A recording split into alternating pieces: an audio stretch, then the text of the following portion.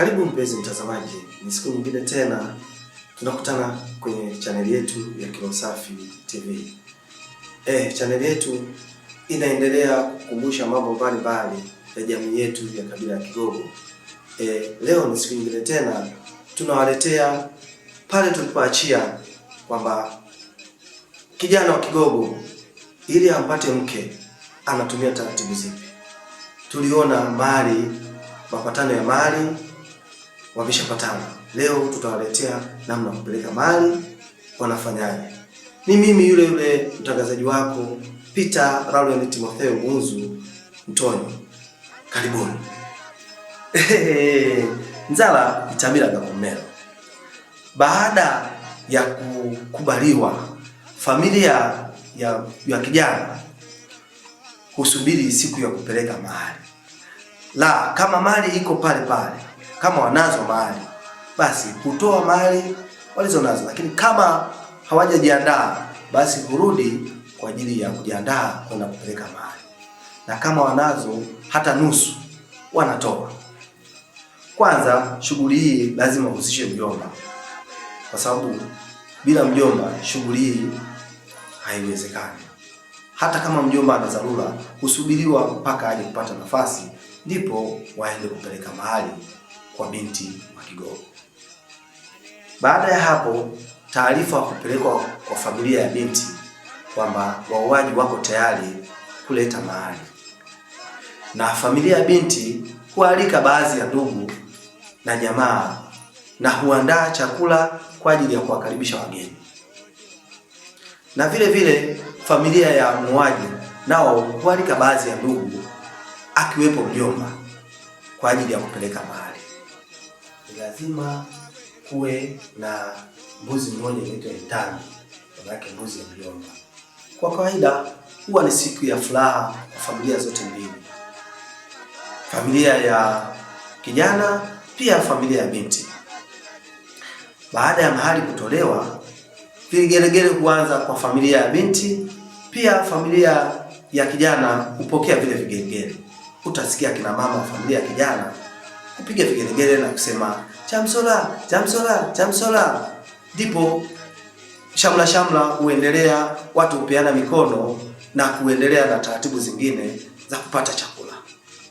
Baada ya mahali kutolewa, familia ya binti huanzisha shamla za vigelegele kuonyesha kwamba siku ya ndoa imekaribia. Siku moja kabla ya ndoa, sherehe kubwa hufanyika pande zote mbili. Ndugu, jamaa na marafiki hukesha wakisherehekea. Na siku ya ndoa inapofika, basi bwana harusi huchukua na wapambe zake kujifunika nguo kwa ajili na kuambatana na wenzake kwa ajili ya ngoma na vifijo. Baada ya kufika, bwana harusi na wapambe wake huingizwa moja kwa moja chumbani aliko bibi harusi. Chumba hicho zaidi ya bibi harusi wapo pia mashangazi na mabibi ambao humwangalia binti na kumwambia mambo mbalimbali yanayohusu ndoa. Na vijana baada ya kuingizwa ndani, wapambe huambiwa watoke nje. Na baadaye mashangazi nao pia hutoka nje. Kubakia bwana harusi na bibi harusi na mabibi ambao huwakogesha maharusi na kumpa soro binti. Chipu chemono chimanyine binti. Baada ya hapo, vijana hutolewa na kuwekwa kwenye chuguru, yaani jalala. Pengine utajiuliza, maharusi wetu kwa nini wawekwa jalalani? Hiyo ni mila. Wazazi wa pande zote mbili husogea karibu kushuhudia tukio la bibi harusi kuchukua solo aliyopewa na bibi, kuitia mdomoni na kumulisha bwana wake kwa mdomo. Na tendo hili hufanyika mbele ya kadamnasi za watu. Tukio linalofuata huleta watoto wawili, wa kike na wa kiume. Mtoto wa kike hukaa kwa mwanamke na mtoto wa kiume hukaa kwa mwanamume. Hapo wazazi wa pande zote mbili, wa kikeni na wa kiumeni, hutoa baraka kwa zao. Kwa maana wanaanza wa kiumeni kusema, sisi tumetoka mashariki, tunaingia kui, yalenzoka, wote mzee watoto na baraka Kwa hiyo nao hakika nao hufuatia, nao wanatoa baraka zao. Na wakati wanatoa baraka, bibi harusi na bwana harusi huwa wanatazama upande wa magharibi ambapo jua huzama.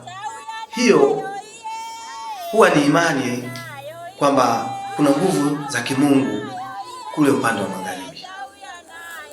Kwa kuwa shughuli zote hizi hufanyika kwa bi harusi, inafika kipindi cha safari ya kurudi nyumbani kwa bwana harusi. Safari hiyo huwa sio ya moja kwa moja mpaka nyumbani. Safari hiyo huwa na vituo vingi. Inafika mahali bi harusi kugoma kuendelea na safari, kulazimika ndugu wa mwanaume kutoa pesa kama motisha ili bi harusi aweze kuendelea na safari. Hata akifika nyumbani, mlangoni pia kupanda kitandani, vivyo hivyo mpaka pesa itolewe. Na kwa kuwa bibi harusi anafika usiku, hawezi kula chakula. Kesho yake asubuhi huandaliwa chakula maalum. Sisi kwetu tunaita kuuliza. Mashangazi pande zote mbili hukutana kwa ajili ya kumpa majina. Mfano, ina Marugu, ina Ng'ambi, ina Ligoha, ina Mwalko, majina mbalimbali kulingana na utashi wa wale mashangazi watakapompa majina. Mpaka hapo shughuli ya harusi huwa imeishia hapo. Husubiriwa siku ambayo bwana harusi naye anatembelea kule kwa wakwe, ambapo naye vivyo hivyo hawezi kukaa kwenye kiti wala kula chakula mpaka itolewe posho ili iwe kama motisha aweze kula kile chakula. Mlia chako Esimbu.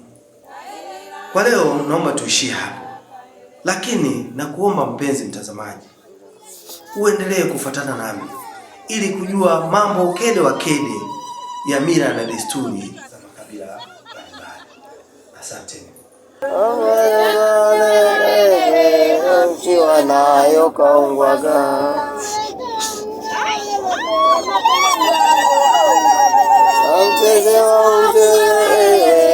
mchiwa nayo kaungwaga Usimunje mwana wetu, usimunje pendo wetu, usimunje mwana wetu, usimunje mwana wetu, usimunje mwana wetu. Mleche wa kelele na mchiwa nayo kaungwaga.